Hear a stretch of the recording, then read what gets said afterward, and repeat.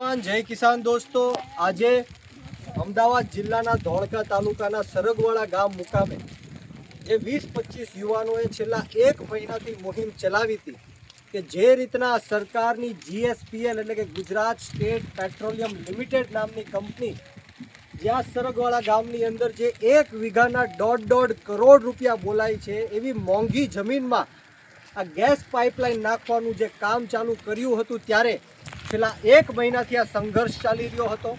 અનેક દિવસોથી આંદોલન ઉપર અમે ઉતર્યા હતા।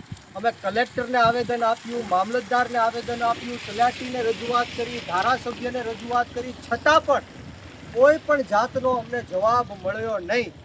પરંતુ આજે આખા એક ગામ સમસ્ત નક્કી કર્યું, ખેડૂતોએ નક્કી કર્યું કે અત્યારે વરસાદી વાતાવરણ છે, અમારે વાવણીનો સમય થઈ ગયો છે ને ગેસની પાઇપલાઇનો અમારા ખેતરની વચ્ચે ઊભી છે, ત્યારે અમે ટ્રેક્ટર પણ ચલાવી નથી શકતા, બીજાના ખેતરોમાંથી જવું પડે છે। ત્યારે આજે આખા એક ગામ સમસ્ત અને ખેડૂતોની સાથે રહીને અમે ટ્રેક્ટર દ્વારા આ ગેસ પાઇપલાઇન છે ને પાછળ બાંધીને ખેતરમાંથી બહાર કરી છે। હું સરકારને ફરીવાર કહેવા માંગુ છું કે આ ટ્રેલર છે, પિક્ચર હજી બાકી છે।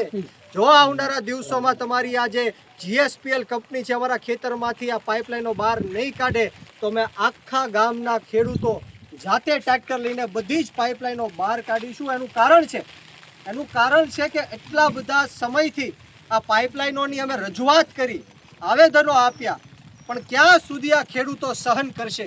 એક સહન કરવાની લિમિટ છે, શક્તિ છે, એ પણ અમારી ખૂટી ગઈ છે। ત્યારે હું સરકારને ફરીવાર વિનંતી કરું છું કે અમે અહિંસાને માનવાવાળા લોકો છીએ, પણ જો આ સરકાર અમારી વાત નહીં સાંભળે તો અમે શહીદ આઝમ સરદાર ભગતસિંહના માર્ગ ઉપર પણ ચાલવા માટે તૈયાર રહેશું। બોલો જય જવાન, જય કિસાન, જય જવાન, જય કિસાન। हमसे जो टकराएगा मिट्टी में मिल जाएगा, हमसे जो टकराएगा मिट्टी में मिल जाएगा। अपनी जमीन अपनी, अपनी जमीन अपनी, भारत माता की जय, भारत माता की जय।